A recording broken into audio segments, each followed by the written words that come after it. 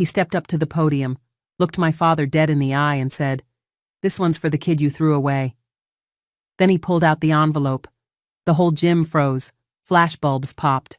My father shifted in his seat, and I just smiled through my tears. You'd think family is supposed to love you unconditionally, but mine has always been a little different. They love you when you make them proud. They love you when you follow the rules. They love you when you fit into the box they built long before you were born. I never fit into that box. I was 22 when I got pregnant with David. No wedding, no husband, just me, a college dropout, and a growing belly. My father didn't speak to me for months, and when he finally did, it was just to say I had embarrassed the family. I'll never forget how he said it. "You're throwing your life away for a mistake." But David was never a mistake. He was the first thing I ever got right. His father, my ex, left when David was barely 2. Said he wasn't ready to be a dad. And just like that, it was me and my son against the world. My family called us the broken branch on the family tree. But I didn't care. I worked 3 jobs, went back to school at night, cooked dinner half asleep, and kissed scraped knees while calculating overdue bills. And through it all, David never complained. He was quiet, observant. One of those kids who always watched the room before speaking. Smart, too. So smart it scared me sometimes. When he was 8, he asked me why we never went to Grandma and Grandpa's for Christmas like his cousins did. I told him they were busy. The truth? We weren't invited. Birthdays came and went. No cards, no calls. Meanwhile, my siblings were posting photos of ski trips with their kids, all funded by my father's so-called legacy account. Every grandchild got a college fund when they were born. Every single one. Except mine. I tried to hide that from David. Tried to make sure he never felt it. But kids know. They know when they're being left out. They know when they're not wanted. And still, he smiled. He studied hard. He made honor roll every year without anyone clapping for him but me. One time I caught him staring at a photo of my dad holding my niece at her graduation. He didn't say anything, just looked at me and asked, "Was he ever proud of you?" I didn't know what to say, because I honestly didn't know. My father never raised his voice. He didn't have to. His disappointment was always quiet, but heavy, like a stone around your neck. You learn to carry it without noticing it's slowly pulling you under. But I refused to let David sink. I told him, "You don't need anyone to believe in you, as long as you believe in yourself." And I meant it. But deep down, I also knew, kids need more than that. They need to be seen, to be heard, to be celebrated. And if my family wouldn't give that to him, then I would find a way to make the world listen. So I stayed quiet, even when it hurt, even when my dad looked at him and saw a mistake. I smiled and waited, because I knew something they didn't. My son wasn't just going to succeed. He was going to stand on a stage one day, look every single one of them in the eye, and prove that being born into a broken home doesn't mean you come out broken. It means you come out stronger. And on that day, they would remember the moment they left him behind. For years, I avoided family gatherings, not because I wasn't invited, but because I knew what waited for me there. The smiles that didn't reach their eyes, the polite questions that always circled back to what I hadn't done, and the subtle reminders that I'd never be one of them again. But David had just turned 17, and I thought, maybe it was time. The gathering was at my brother Jason's house. Big backyard, glassy pool, matching outfits on the twins. The kind of life that photographs well. We arrived with a store-bought pie and a bottle of lemonade. I watched David take a deep breath before stepping out of the car. He always tried, even when it was awkward, even when it hurt.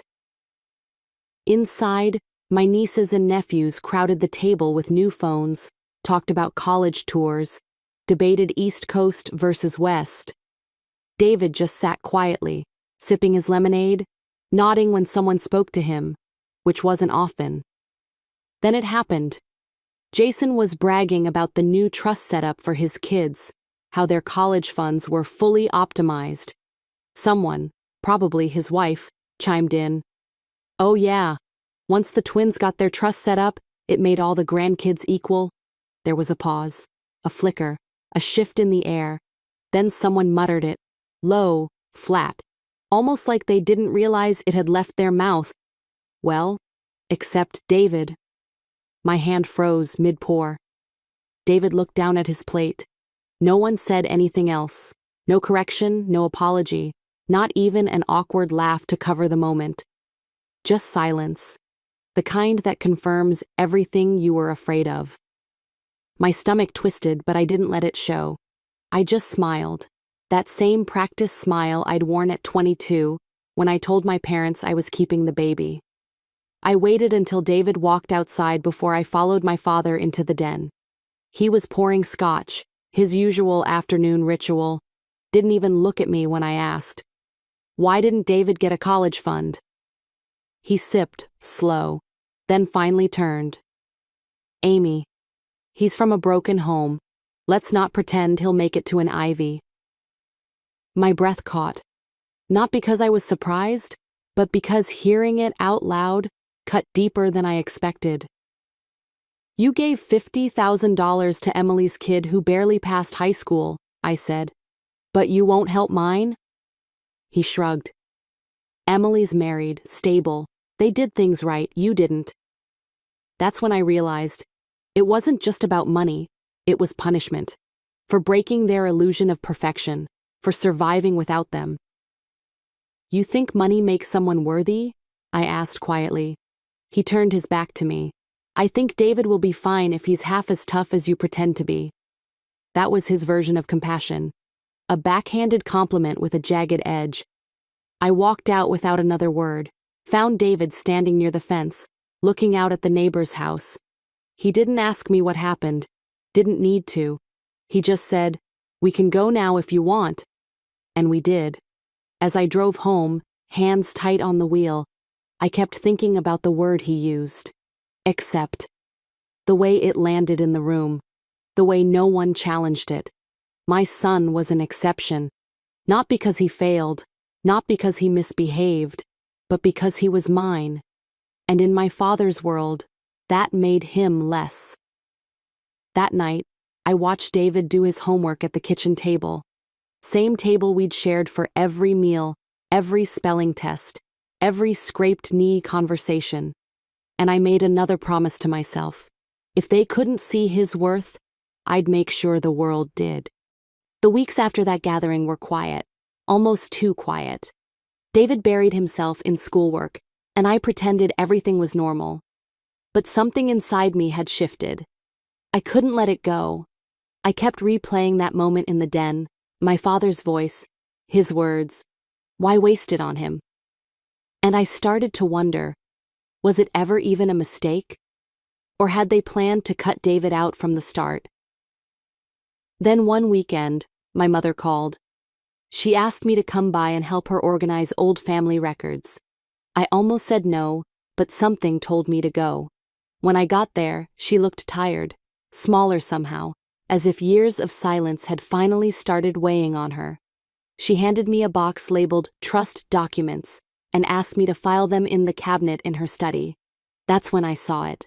A folder tucked behind a stack of old tax returns, misfiled, or maybe purposely hidden. Cream-colored paper, gold emblem, legal, cold. At first, I thought it was just a copy of the trust agreements I already knew existed. But then I saw the addendum, dated 2 years after David was born. And there it was, in black ink, stamped and signed. Any grandchildren born of Amy, redacted, are not entitled to this educational gift. I blinked, read it again. My stomach dropped, not just excluded, not forgotten, erased. It wasn't a passive oversight, it was deliberate, legal, signed off by both of my parents. I took the document into the kitchen, held it out with a shaking hand. My mother didn't even look surprised. She just sighed. "It was your father's decision," she said softly. "But you signed it too." She didn't respond, just stirred her tea like I hadn't spoken. "How long have you known David was excluded?" "Since the beginning," she whispered.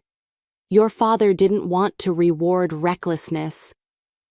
I stood there, heart pounding, staring at the woman who had once held my hand through childbirth, and realized she had quietly helped cut her grandson out of his future.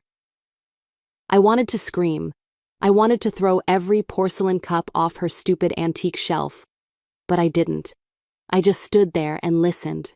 She kept talking, and somehow it got worse. "Jason and Emily didn't agree at first," she added, like that made it better. "But they understood it was for the good of the family's image.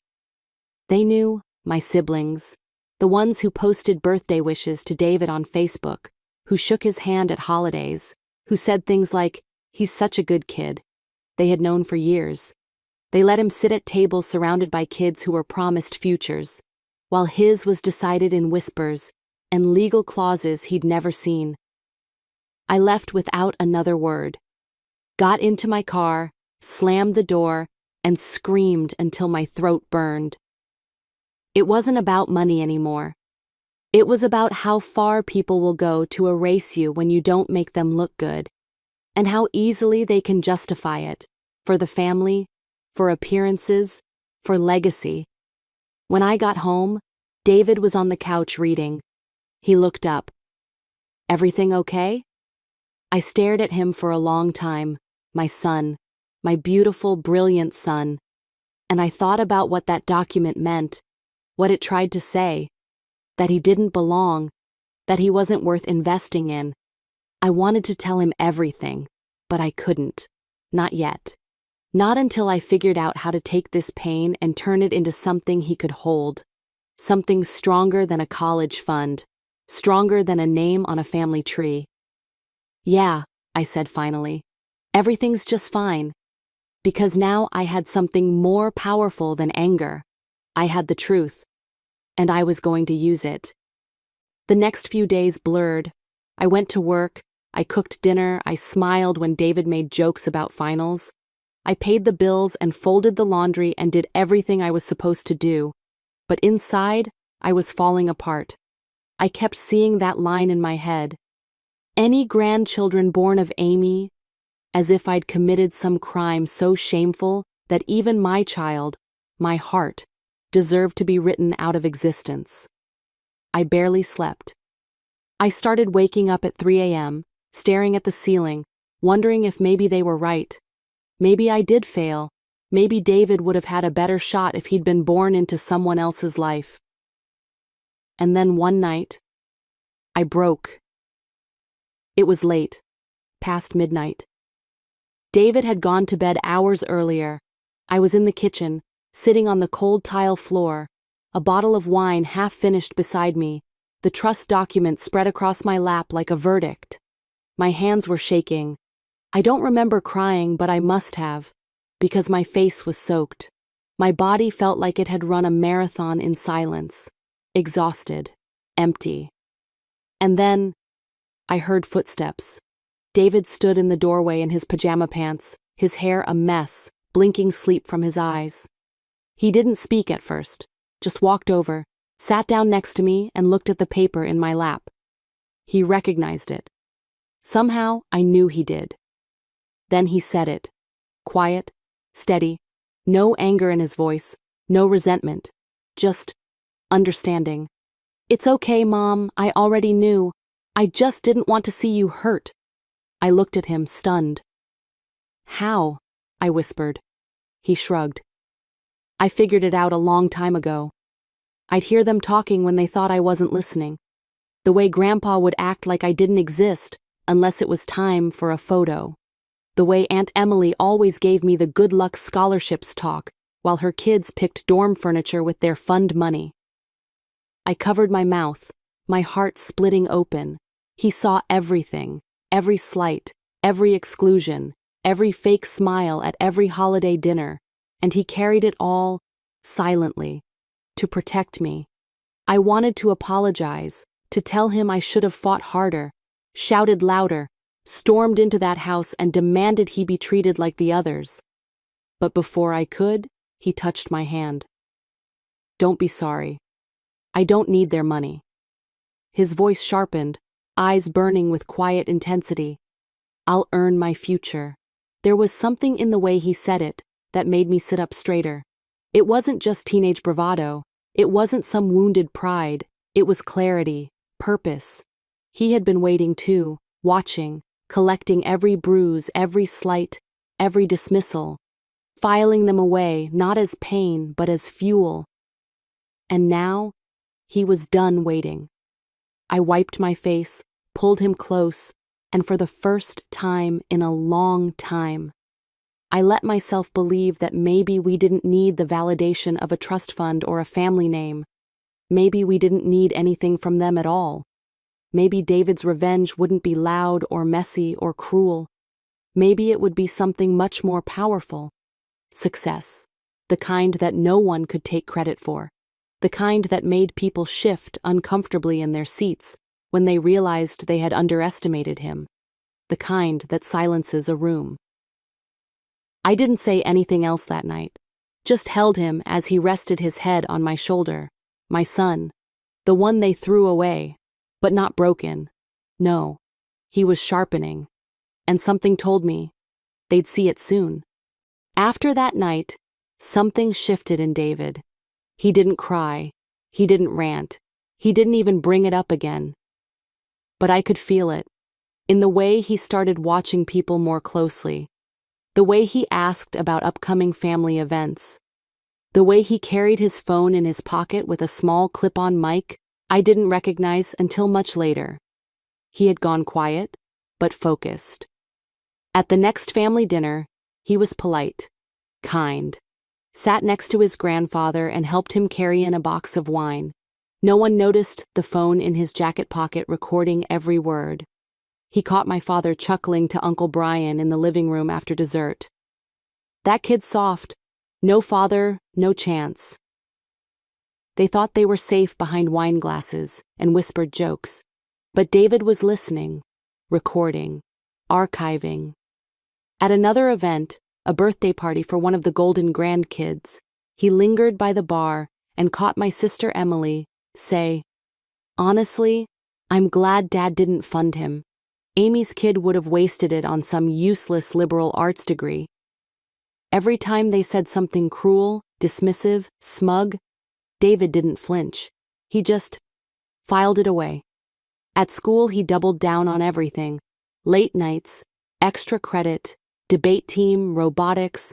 I watched him push himself past exhaustion and still wake up with purpose in his eyes. Something was burning inside him, and he was feeding it daily. Then one day, he handed me a spreadsheet. 17 college applications. "Just in case," he said with a smirk. "I figured I'd give the admissions officers a little choice." He applied to Ivy Leagues, state schools, out-of-state programs, scholarships, honors tracks, each one tailored, perfected. But there was one application, one submission, that wasn't like the others. It was for the graduation committee. They had announced an open call for student speakers. Seniors could submit personal essays, and a panel would vote on the one that would be read aloud at the ceremony. David didn't even tell me he was submitting anything.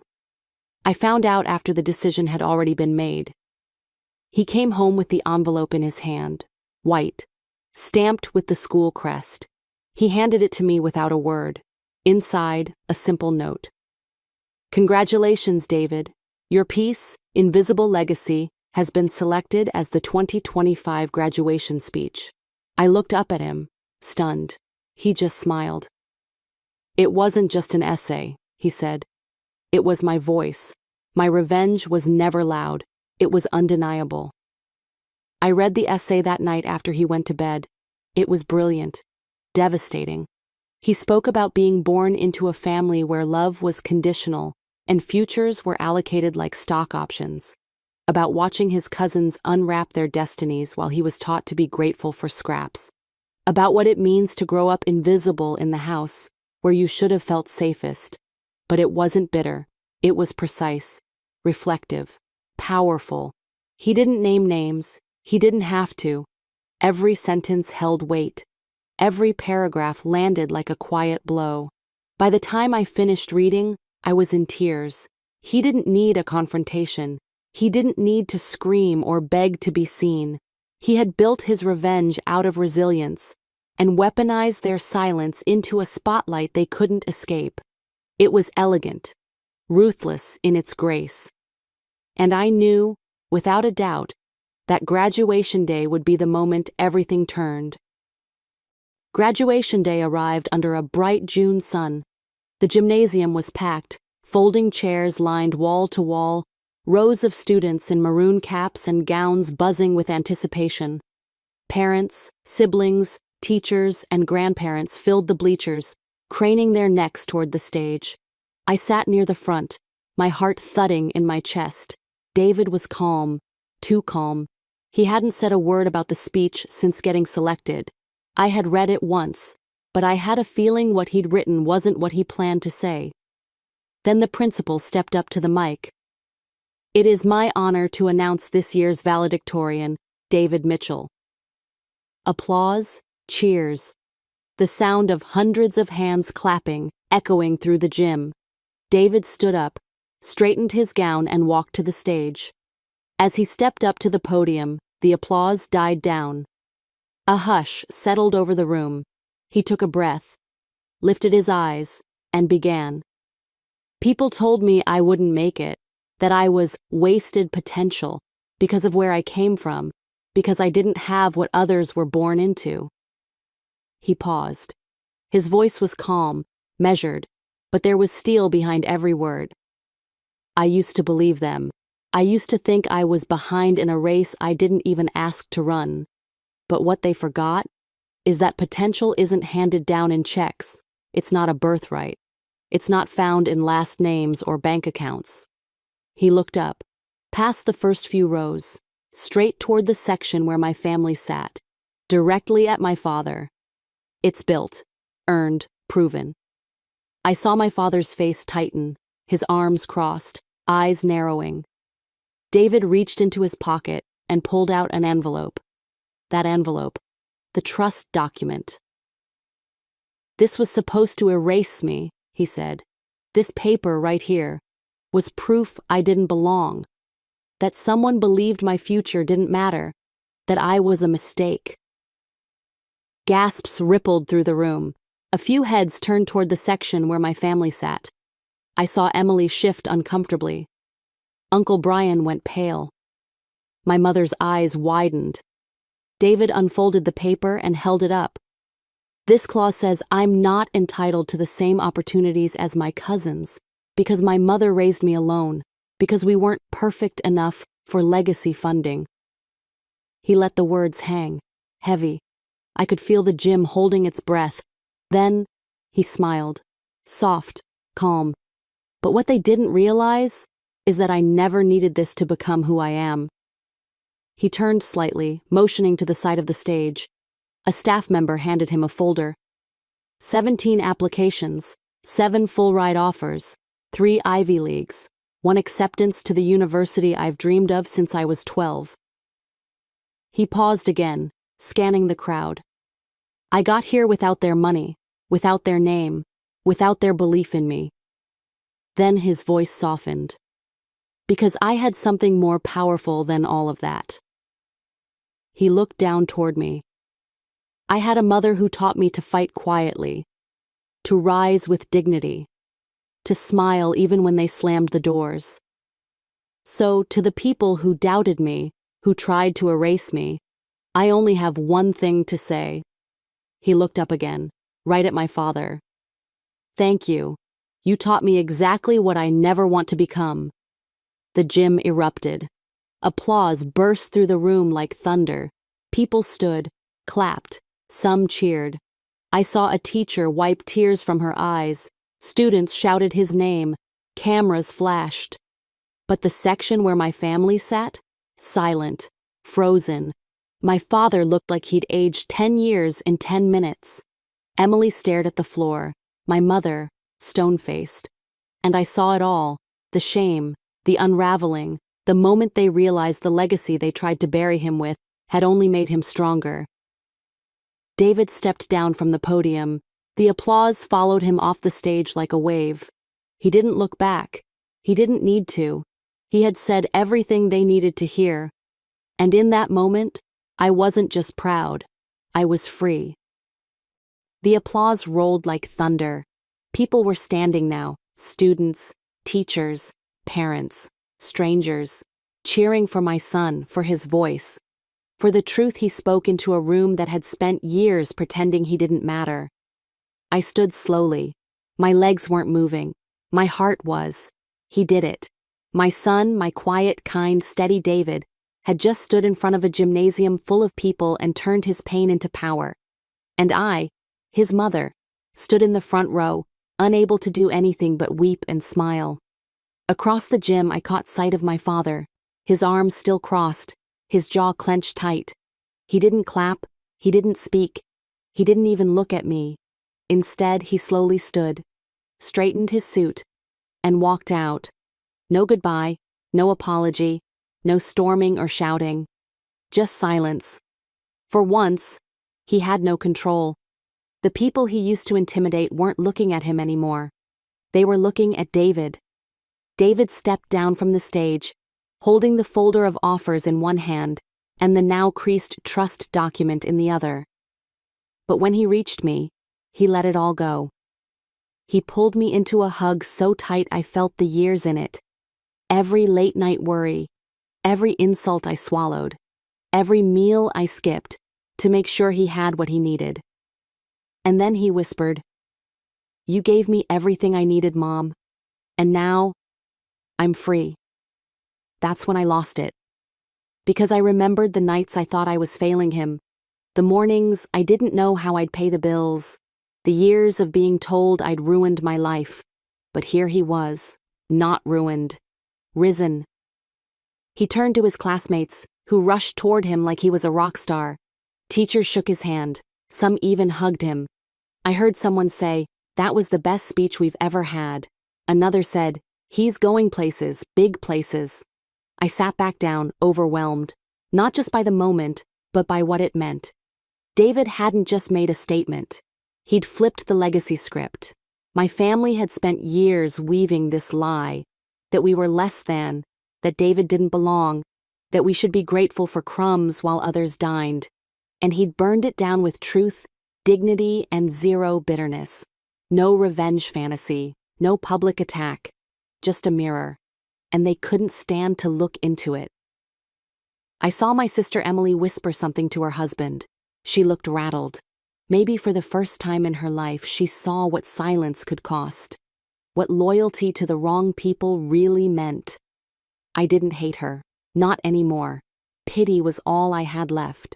Because while they had been handed futures in trust accounts, David had built his from scratch, out of discipline, heart, and grit.